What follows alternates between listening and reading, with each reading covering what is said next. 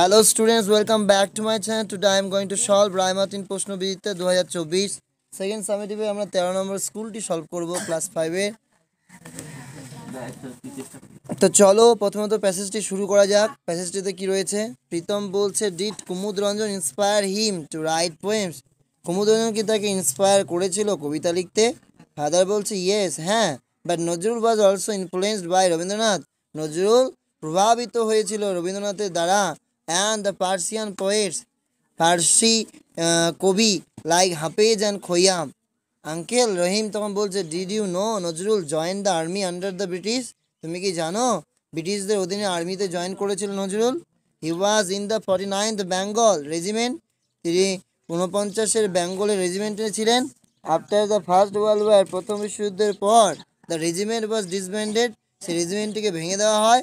এই 1920 1920 সালে so he came to Calcutta, তাই তাকে বাধ্য হয়ে কলকাতায় আসতে হয়। ফাদার বলছে, at the time Indians had risen against the British rule, এই সময় ইন্ডিয়াতে বৃদ্ধি পায় ব্রিটিশদের যে নিয়ম। At the time Indians had risen against the British, আচ্ছা, এই ব্রিটিশদের বিরুদ্ধে সব রুখে দাঁড়ায় ভারতীয়রা। Nazrul protest against the cruelty of British in his own way, নজরুলও প্রতিবাদ করেছিল তাদের যে ব্যভিচার ব্রিটিশদের, তার নিজস্ব পথে। In fact he also started writing poems, এমনকি সে কবিতা লিখতে শুরু করেছিল। এজেস প্রবন্ধ অ্যান্ড সংস, গান, টু ভয়েস হিজ প্রোটেস্ট, তার প্রতিবাদের স্বর তুলবার জন্য। He is rebel poet of India, তিনি ছিলেন আমাদের বিদ্রোহী কবি। এরপরে চলে আসো প্যাসেজের অ্যান্সারগুলোতে। দেখো, why did Nazrul come to Calcutta in the 1920, এই উত্তরটা উপরে লিখে দেওয়া হয়েছে। Nazrul came to Calcutta in the year 1920 because the 49th regiment was disbanded after first world war, প্রথম বিশ্বযুদ্ধের পর সেই রেজিমেন্টটাকে ভেঙে দেওয়া হয়। How did Nazrul protest against the British? The Nazrul protested হবে এখানে, হ্যাঁ, নজরুল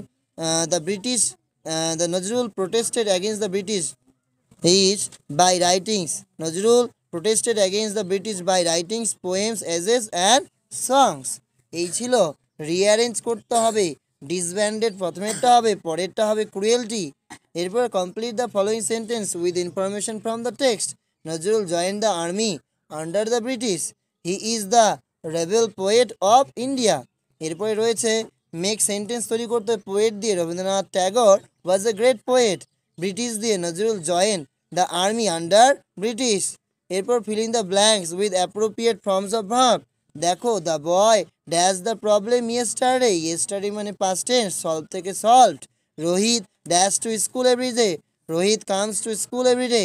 হি has dash a picture drawn a picture, translate into English from in Bengali, শিক্ষক মহাশয় শ্রেণীতে আসার পূর্বে ছেলেটি ছবি এঁকেছিল।